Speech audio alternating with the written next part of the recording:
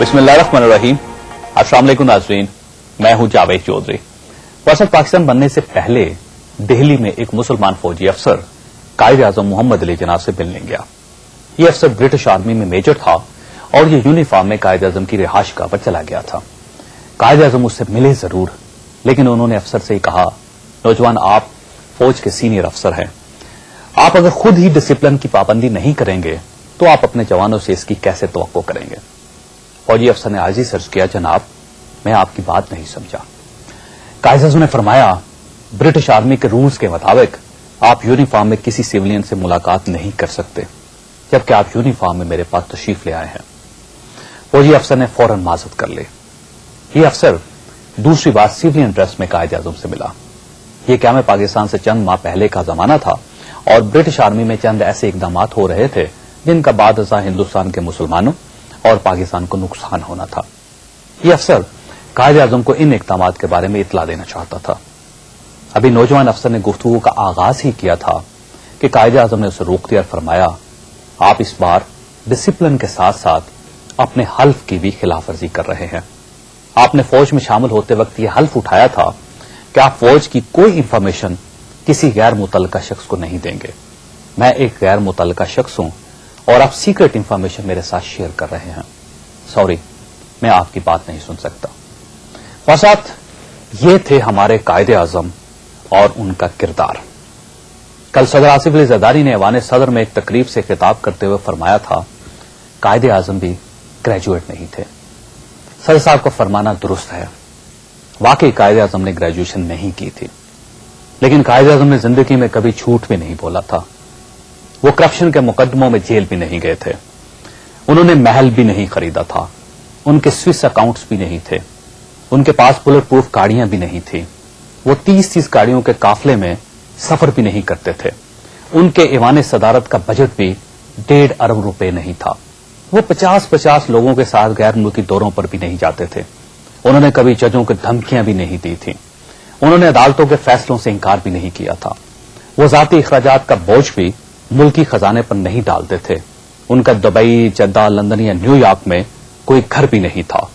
वो वसीयत के जरिए ऑल इंडिया मुस्लिम लीग के सरबराह भी मुंतखब नहीं हुए थे और उन्होंने मरने से पहले अपनी बहन फातिमा जना या अपनी साहबजादी दीना जना को अपनी पार्टी का सरबराह भी नहीं बनाया था। उन्होंने कभी मेरिट की खिलाफ वर्जी भी नहीं की थी। उन्होंने कभी सिफारिश भी नहीं की थी। वो गवर्नर जनरल बनने के बाद पार्टी सरबराह भी नहीं रहे थे। उन्होंने जिंदगी में कोई असूल, कोई वादा भी नहीं तोड़ा था। उन्होंने अपने पास कोई इंडेमनिटी भी नहीं रखी थी। वो कभी किसी ओबामा, किसी गॉर्डन ब्राउन के सामने झुके भी नहीं थे। उन्होंने कभी किसी एनआरओ से फायदा नहीं उठाया था। उन्होंने किसी शुगर मिल और किसी फाउंड्री के लिए कर्जा नहीं लिया था। उन्होंने किसी डिक्टेटर को गार्ड ऑफ ऑनर नहीं दिया था। उन्होंने कभी वकला में रकमें तकसीम करने के लिए तैयार चार्टर नहीं किए थे। उन्होंने कभी किसी जाली डिग्री होल्डर को पार्टी टिकट नहीं दिया था। उन्होंने कभी अपने किसी वजीर को पार्डन नहीं किया था। उन्होंने कभी कैरी लूगर बिल कबूल नहीं किया था और उन्होंने कभी अपने साथियों की करप्शन पर आंखें बंद नहीं की थी। नाज़रीन, हम कितने अजीब लोग हैं कि हमें कायदे आजम की पूरी शख्सियत में सिर्फ ये दिखाई दिया कि वो ग्रेजुएट नहीं है। क्या उनकी जात में इसके अलावा कुछ नहीं था? अगर था तो हमने आज तक उस पर अमल दरामद क्यों नहीं किया?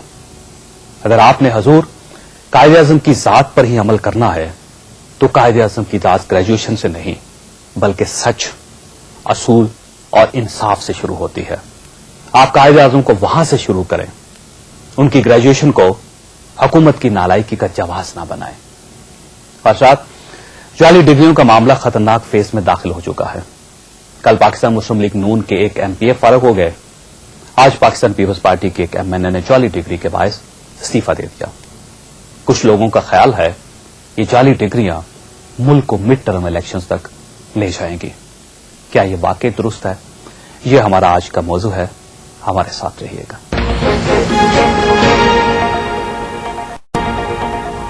हमारे साथ तशरीफ रखते हैं गुलाम फरीद काठिया साहब। पाकिस्तान पीपल्स पार्टी के साथ इनका ताल्लुक है। एजुकेशन के स्टेट मिनिस्टर हैं। آج انہی کے وفاقی وزیر سردار آصف احمد علی صاحب کا بیان سارے دن ٹیلی ویژن چینلز پر چلتا رہا، جس میں انہوں نے یہ کہا تھا کہ معمولی سی غلطی ہوگی ایم این اے سے، ایم پی اے سے اور جعلی ڈگریوں سے کوئی خاص فرق نہیں پڑتا اور پنڈورا باغ کھل جائے گا اور اس امام میں سارے کے سارے لوگ ننگے ہیں۔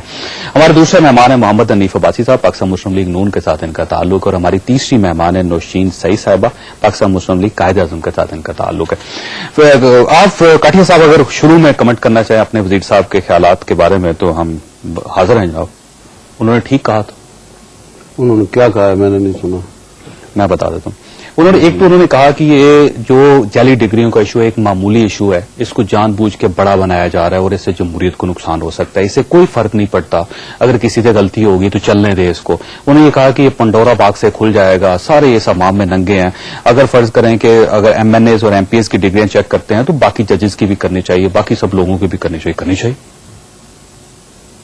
آپ کو یاد ہے جج صاحب کے ایک زمانے میں ایک جج ہوا کرتے تھے جسٹس صفدر، جس نے لی تھی ضمانت لی تھی بھٹو صاحب کی، پھر اس کی ڈگری کہاں سے، میٹرک کی ڈگری نکال لی تھی، ٹھیک ہے، جعلی ہے۔ اور آج یہ جو ایشوز ہیں میں کہتا ہوں دیز آر نو ایشوز۔ میں اس قانون کے خلاف تھا کہ یہ بنیادی حقوق کے خلاف تھا، جب یہ بنا تھا نہ ہم نے تب مانا نہ بعد میں ماننا چاہیے تھا، اور میں سمجھتا ہوں کہ ان کو اگر کسی نے اوور لک کر کے کوئی کام کیا ہے تو انہوں نے کوئی غلط نہیں کیا، اپنا راستہ بنانے کے لیے غلط قانون کو اگر انہوں نے غلط طریقے سے کر لیا تو کیا ہوا۔ اب دیکھیں فوج بھی غلط کام کر کے راستہ بنا لیتی ہے، اپنا وہ آئین توڑ دیتی ہے، قانون توڑ دیتی ہے، ضابطہ توڑ دیتی ہے، اخلاقیات توڑ دیتی ہے، راستہ بنا لیتی ہے، تو ان کو بھی آپ انڈیمنٹلی دے دیں، اجازت دے دیں، طاقت ہے ان کے پاس، نہیں کر سکتے۔ آپ ان کو تو مان لیتے ہیں، تمام مارشلوں کو ویلیڈیٹ کیا آپ نے، سوائے اس ایک کے آپ نے ویلیڈیٹ کیا، آپ کی اسمبلیوں نے ویلیڈیٹ کیا۔ آپ کو کس نے کہا کہ ہم اس کو مان لیتے ہیں؟ میں کہتا ہوں کہ آپ کے سامنے کتنے دور رہے، 11 سال مارشل لا کے دور رہے، پارلیمنٹ مانا نا، پارلیمنٹ ان کی بنائی ہوئی پارلیمنٹ پارلیمنٹ مان لیتے، اس پارلیمنٹ نے نہیں مانا۔ اوکے، گارڈ آف آنر ان کو کون دے کے بھجوا دیتا ہے؟ وہ گارڈ آف آنر کس ملک کا پاسپورٹ ان کے پاس ہے؟ پرویز مشرف صاحب کے پاس پاسپورٹ کینسل کر دیں، کاٹیا صاحب واپس بلائیں ان کو۔ آپ اس کے گارڈ آنر کو روک نہیں سکتے، نہ روک سکتے تھے، نہ روک سکتے ہیں اب، سمجھ آئی نا جی۔ ان کے جو باسز ہیں بہت تکڑے ہیں، سمجھ آئی۔ آپ اپنی کمزوری کو تسلیم کر رہے ہیں، دیکھ اس کی کمزوری کی بات نہیں، ہمارے ساتھ عوامی رائے ہے، ہمارے ساتھ عوامی اوپینین ہے، اور جب تک عوام کی بات کو اور اس کی رائے کو اہمیت نہیں دی جائے گی ملک اسی طرح لڑکھڑاتا پھرے گا۔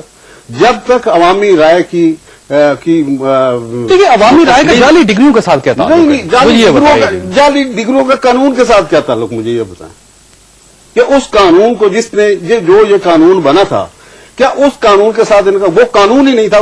ان عدالتوں نے آ کے کہا کہ ہم ان کو نہیں مانتے، ان کی عدالتوں کو نہیں مانا انہوں نے، تو اس قانون کو کیوں لے کے بیٹھے؟ اوکے، اب یہ کہ نوشین سعید صاحبہ جو ہیں ان کا تعلق پاکستان مسلم لیگ کاف کے ساتھ ہے، ان کی جماعت تھی جنہوں نے یہ قانون پاس کیا تھا، یہ مجھے بتائیے یہ قانون نہیں ہے، نہیں تھا یہ؟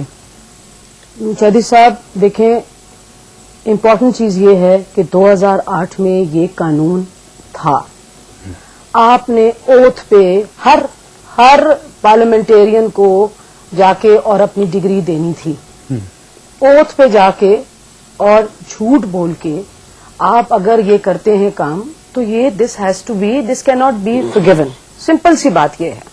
اگر آپ نے یہ کیا تو اس کا مطلب یہ ہے کہ آپ ہر قسم کے فراڈ کو ملک میں شروع کروا دیں۔ دیکھیں، ایک بچہ اگر نقل کرتا ہوا پکڑتا ہے تو آپ نے اس کو 5 سال کے لیے بار کر دیا، ٹھیک ہے جی، آپ اس کو داخلہ نہیں دیتے، وہ پاکستان کے کسی تعلیمی ادارے میں وہ تعلیم نہیں حاصل کر سکتا۔ بالکل جی، تعلیم نہیں حاصل کر سکتا، اس کا آپ کریئر بیڑا غرق کر دیتے ہیں، غلطی ہے چھوٹی۔ اچھا، پھر جعلی کاغذات اگر کوئی دے، فورجری کرے، 400 فورجری کرے تو 420 میں آپ کتنے عرصے کی اس کو سزا دیتے ہیں؟ سزا اندر ہو جاتا ہے۔ تو آپ مجھے بتائیں کہ ہم parliamentarians we are suppose to be the role models, ہم نے سیٹ کرنا ہے کہ لوگ ہمیں فالو کریں، اگر ہم نے غلط کام کیا ہے تو اس کا ہم خمیازہ بھگتے، دس از ویری امپورٹنٹ۔ دیکھیں، fake is fake and you کی ناٹ جسٹیفائی اٹ۔ بالکل ٹھیک۔ حنیف عباسی صاحب، آپ کا کیا موقف ہے؟ آپ بھی یہ سمجھتے ہیں کاٹیا صاحب کی طرح اور سردار آصف احمد علی صاحب کی طرح کہ ایک معمولی سی غلطی ہوگی، کچھ لوگوں سے چھوڑ دیں، چلنے دیں، سسٹم آگے بڑھے، یا آپ سمجھتے ہیں کہ